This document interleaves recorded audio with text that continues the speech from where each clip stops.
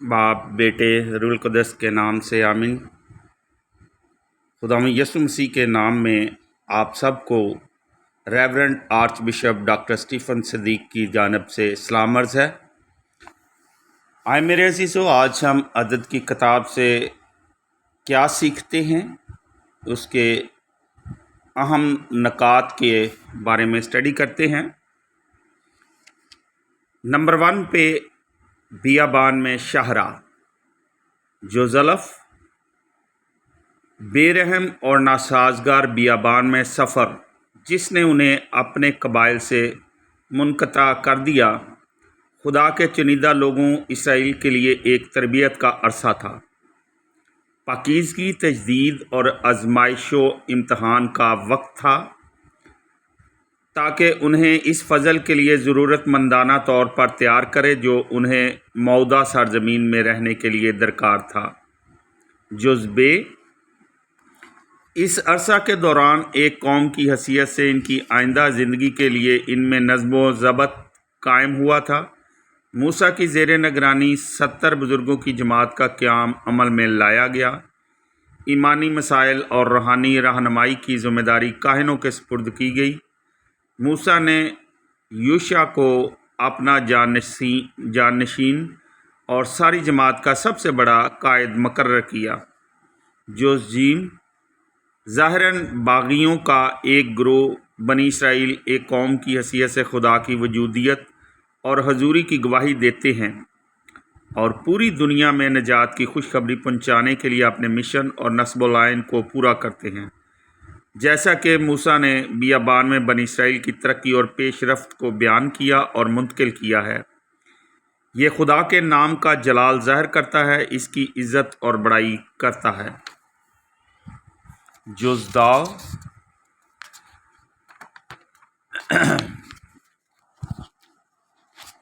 बियाबान में मंज़ल ब मंज़ल मौदा सरज़मीन की तरफ इसराइल का सफ़र खुदा के लोगों यानी कलीसिया के सफ़र की खुसूसियत बयान करता है।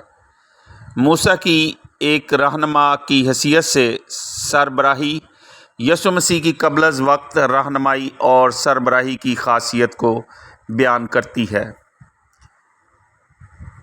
दूसरा अहम नुक्ता हम देखते हैं, वो है बियाबान में तजर्बात। जुज़ अलफ़, खुदावंद खुदा इसराइल के साथ रहता है, इसलिए लोगों के लिए वो खुदावंद सच्चा और हकीकी बादशाह, हुक्मरान और रहनुमा है। खुदावंद ने उनकी रवानगी और इन जगहों का जहां वो क़याम और आराम करेंगे फ़ैसला किया। खुदावंद एक ख़ास दोस्ताना माहौल में ख़ैमा इज्तिमा के अंदर मूसा से हम कलाम हुआ। दिन के वक्त बादल का सतून और रात के वक्त आग का सतून लोगों के दरमियान इसकी हजूरी और मौजूदगी को ज़ाहिर करता था। उन्हें खुदावंद की परवरदिगारी के ज़रिए से दोनों खाना और पानी मुहैया था। जुज़बे, मसाइब व तकालीफ जिनका उन्होंने सामना किया, इससे बेदिल और मायूस होकर कुछ लोगों ने खुदा, मूसा और हारून यानी अपने रहनुमाओं और कायदीन के ख़िलाफ़ बगावत की, जबकि दूसरों ने खुदावंद पर भरोसा रखा और उसके अहकाम को अमल में लाने की कोशिश की। इन लोगों में हमेशा 2 तहरीकें कार फरमा थीं। बागी गिरोह मसलसल अपने ख़यालात को दोहराता रहा। जोज़ीम, ख़ारजी हमलों से मुसीबत ज़दा होकर और दाखिली मुखालफत से तंग आने के बावजूद मौदा सरज़मीन की तरफ पेशकदमी करते वक्त इसराइली फ़तेह और नुसरत से हमकिनार होते गए। क्योंकि खुदावंद की क़ुव्वत इनके साथ थी, इसलिए कोई चीज़ भी उन्हें रोक नहीं सकती थी। यूँ उन्होंने खुदावंद का तजर्बा किया, जो अपने वादों का सच्चा और वफ़ादार है। उन्होंने अमालीक और अदूम की क़ुव्वतों को शिकस्त दी, झूठे देवता बाल फौर को सजदा करने की आजमाइश का मुकाबला किया और अपने दरमियान पाई जाने वाले दाखिली नातफाकी पर काबू पाया। बलहाम गैर कौम गैबदान इसराइल पे लानत भेजने की निस्बत इनको बरकत देता है और यहाँ तक कि इनके शहाना और पुरजलाल मुस्तकबिल की पेशन गोई करता है। तीसरा अहम नुक्ता मूसा का किरदार। जुज़ अलफ, मूसा खुदा की तरफ से चुना गया और खुदा का नुमाइंदा मुकर्रर किया गया ताकि लोगों को इस मुल्क की तरफ रहनुमाई करे जिसमें दूध और शहद बहता है। जुज़ बे, लिहाजा खुदा का नुमाइंदा होते हुए मूसा ने एक सच्चे नबी की तरह खुदा का पैगाम लोगों को पहुंचाया। जुज़ जीम, इनके बरक्स जिन्होंने शदीद मुखालफत की, मूसा ने लोगों के लिए सिफारिश की। वो लगातार खुदा से कहता रहा कि वो उन्हें मुआफ़ करे और उन्हें ज़िंदगी बख्शे। एक बहुत ही हलीम आदमी की तरह इसको कबूल किया गया और इसका एहतराम किया गया। चौथा अहम नुक्ता कहानत और लावी का कबीला। इस पर हम गौर ख़ौज़ करते हैं। जुज़ अलफ, लावी का कबीला खुदावंद की खिदमत के लिए मखसूस किया गया था और ज़मीन में इसकी कोई मिरास नहीं थी। इस दिन से लेकर जब खुदावंद ने मिस्र की सरज़मीन में प्लोटों को मारा, इसराइल के तमाम प्लोटों को खुदा ने बरकत दी और वो सब इसकी मलकियत हो गए। बनी इसराइल के तमाम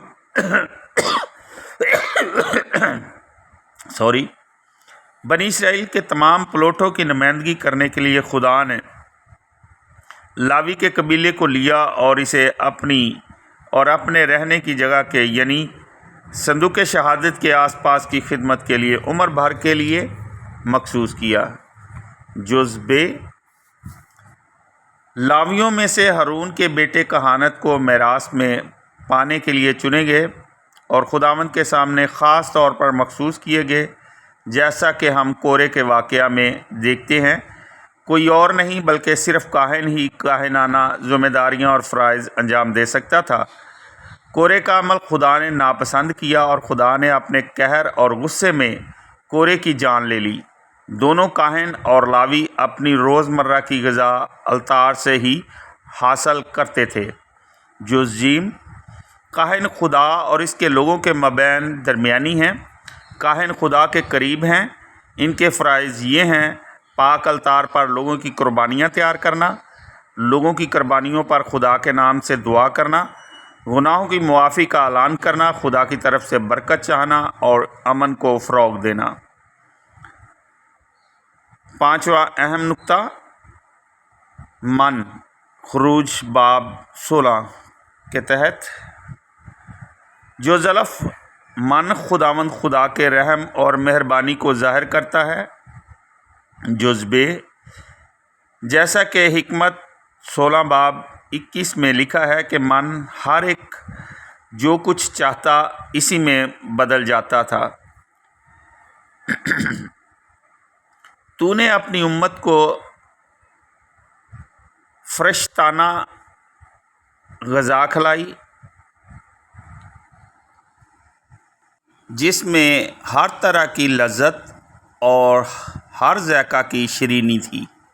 वो खाने वाले की हिर्स को सैर करती और हर एक जो कुछ चाहता इसी में बदल जाती थी। मुलादा फरमाएँ हिकमत 16 बाब 20 से 21 आयत।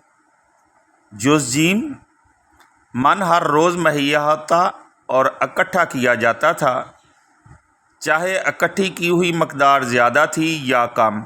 वो दिन भर की ज़रूरियात के लिए काफ़ी होती थी और बाकी कोई चीज़ नहीं बचती थी। सबत से एक दिन पहले 2 दिन की ज़रूरत के लिए इकट्ठा किया जाता था। जुज़ दाल, चूँकि सबत का दिन खुदावंद के साथ गुजारने का दिन होता था, वो इसके साथ आराम करने का दिन भी होता था। लोग मन इकट्ठा नहीं करते थे। एक तरह से ये अमल हमें खुदा के साथ ज़िंदगी गुजारने के बारे में सिखाता है।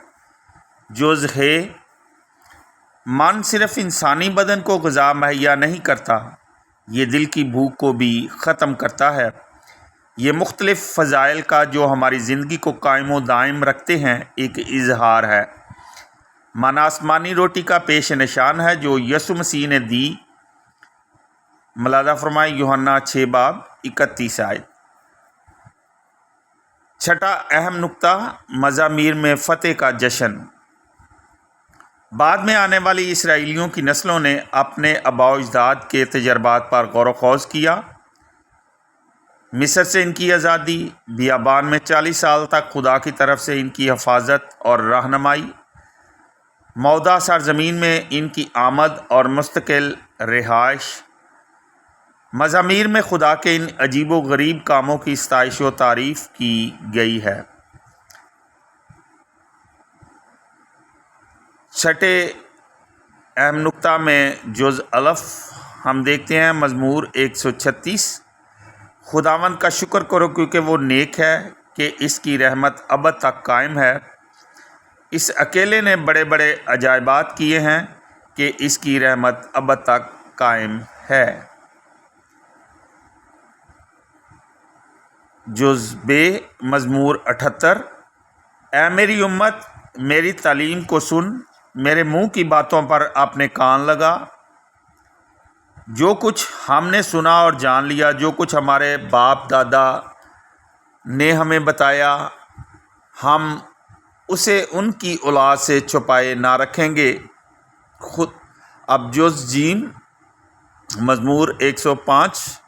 خداوند کا شکر کرو، اس کے نام کو پکارو۔ جز جیم مزمور 106۔ ہاللویہ، خداوند کا شکر کرو کہ وہ نیک ہے، اس لیے کہ اس کی رحمت ابد تک ہے۔ دہرائی کے لیے جو سوالات ہیں، عدد کی کتاب میں خدا کے لوگوں کے ساتھ ہماری مشابہت کس طرح سے ہے؟ کیا دور جدید میں کسی لحاظ سے غیر معبودوں یعنی بتوں کی پوجا کا تصور پایا جاتا ہے؟ اس کے بارے میں ہم اپنے دل میں دھیان و گیان کر سکتے ہیں۔ خداوند ہم سب کو برکت دے اور اپنا یہ کلام پڑھنے، سننے اور اس پر عمل کرنے کی توفیق عطا فرمائے۔ آمین۔ خدا باپ، بیٹے، روح القدس کے نام سے آمین۔